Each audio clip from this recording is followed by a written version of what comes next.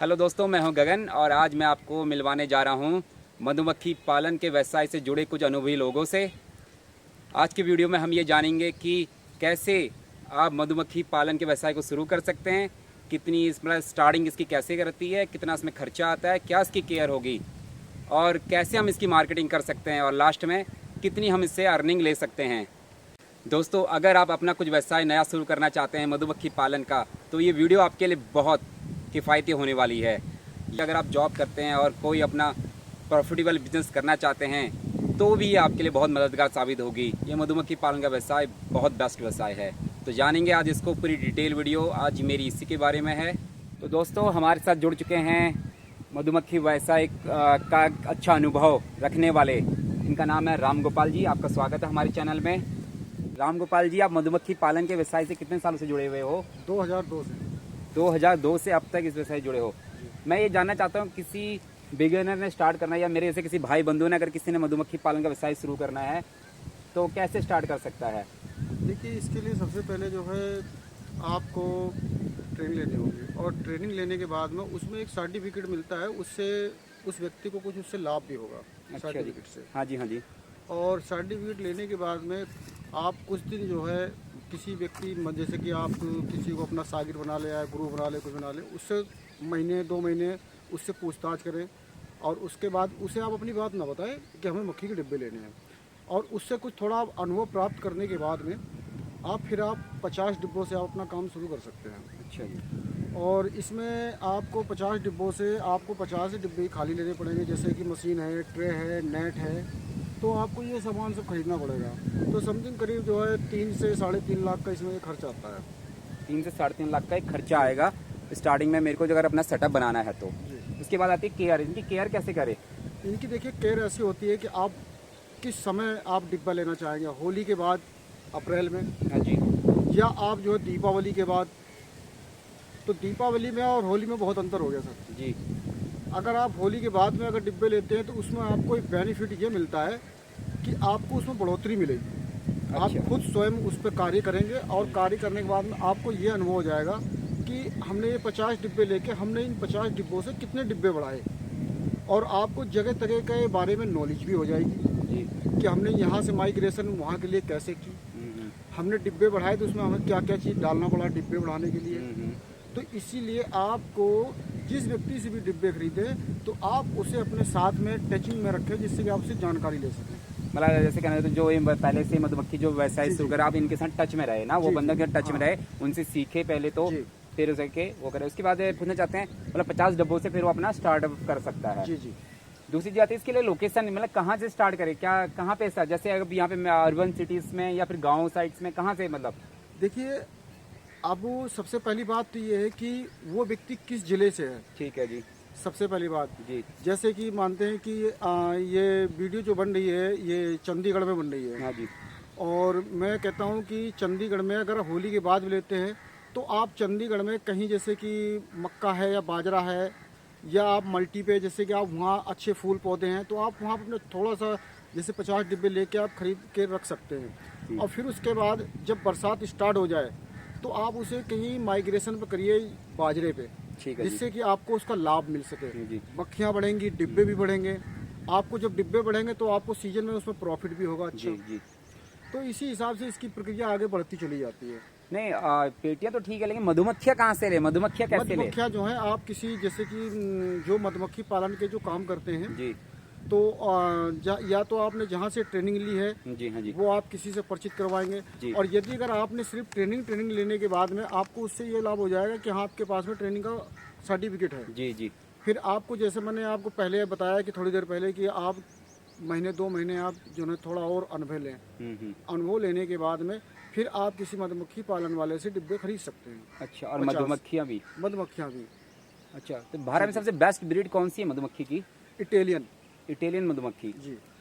अच्छा, वही बेस्ट भारत के अंदर सबसे ज़्यादा इटालियन मक्खी है जो इस टाइम आपके सामने है। हाँ जी, हाँ जी। और इसमें जो है ये मधुमक्खी पालन के डिब्बे हैं। हाँ जी, हाँ जी। ये इटालियन है जी जी।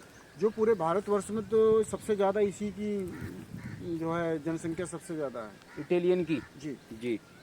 अच्छा, दूसरा प्रोसेस ये तो हो गया उसका स्टार्टअप का। फिर इनकी केयर कैसे करें?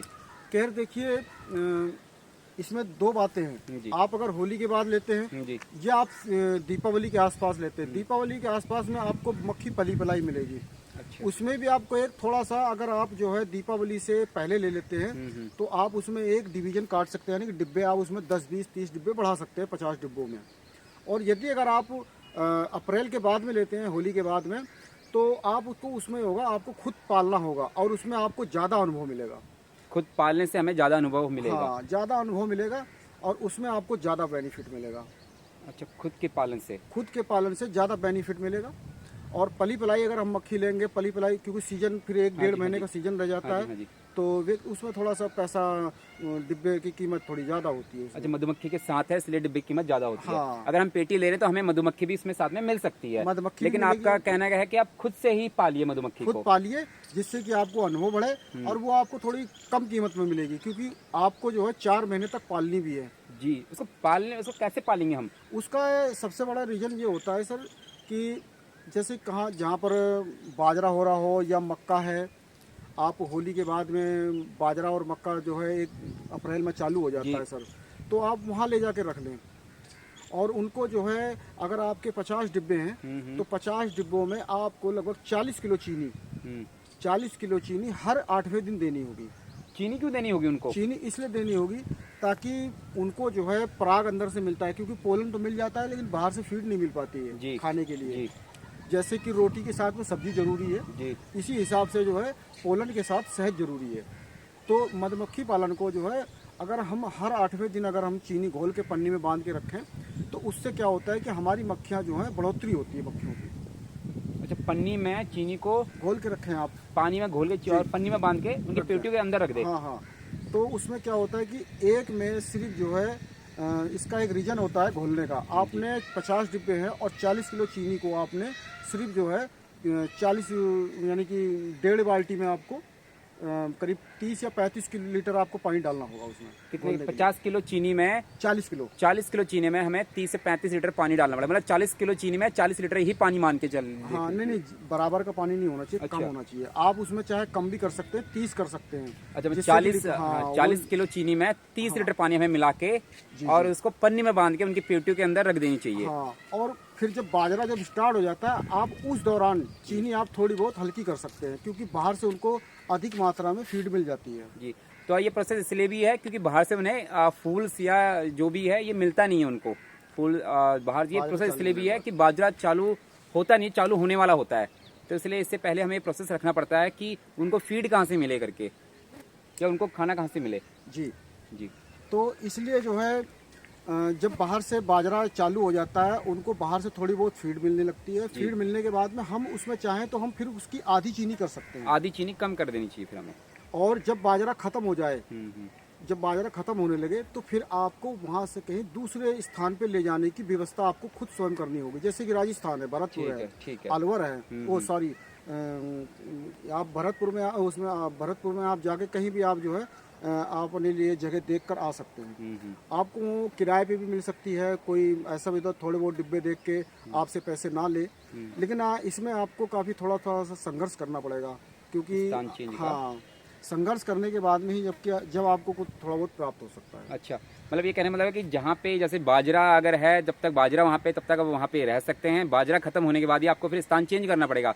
फिर जहाँ सरसों है तो सरसों में जा सकते हैं, सरसों के जहाँ फूल हो रहे हैं। सरसों खत्म होने फिर से आपको स्थान चेंज करना पड़ेगा। जहाँ जहाँ पे फूल या जिस हिसाब से चल रहे हैं फूल्स या जो हैं बाजरा जौ, उसके हिसाब से आपको चेंज करना पड़ेगा, है ना जी।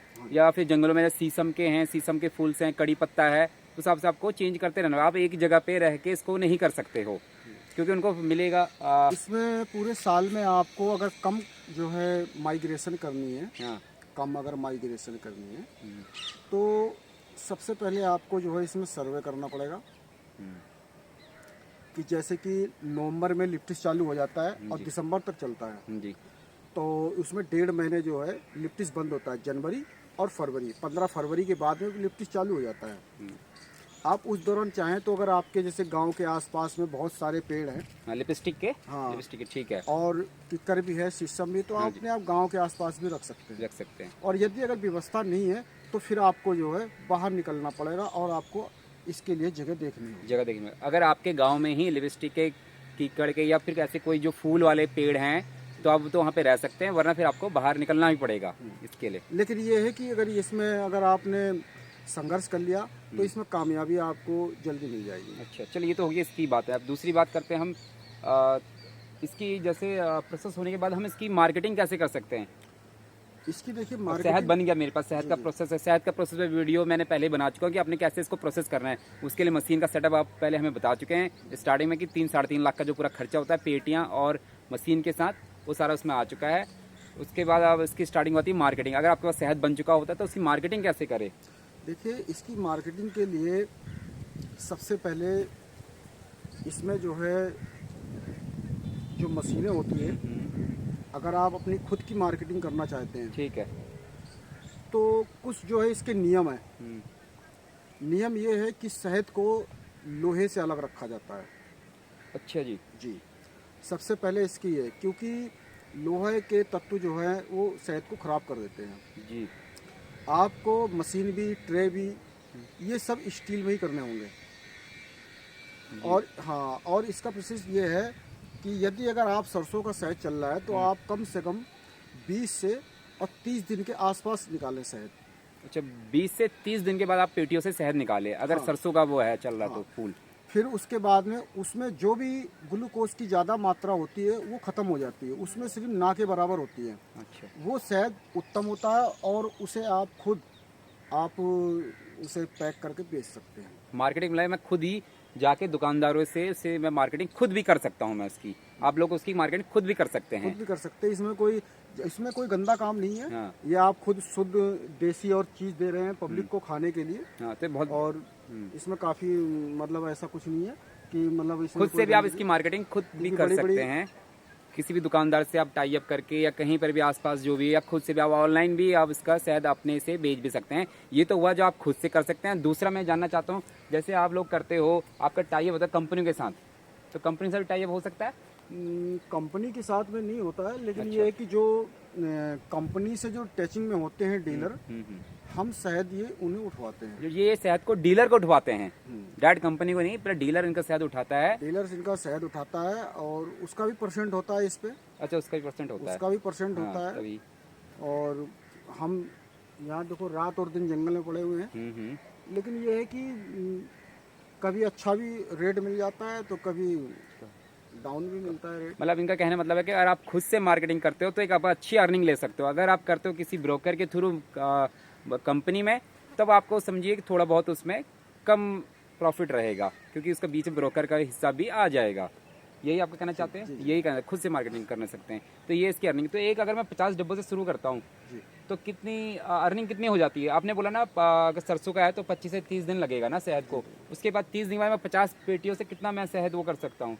देखिए, यदि अगर आप खुद स्वयं इसे मार्केटिंग में, आप पैकिंग में इसे बेचना चाहते हैं तो समथिंग जैसे कि आपके 50 डिब्बों से 100 डिब्बे तो होने चाहिए। और 100 डिब्बों का शहद अगर आप मार्केटिंग में बेचते हैं तो कम से कम 4 से 5 लाख रुपए होना चाहिए। 100 पेटियों का बताया आपने। 100 पेटियों का। 100 पेटियों का बताया ना। हाँ, बढ़ोतरी के कारण मतलब जब आपने 50 डिब्बे लिए हाँ।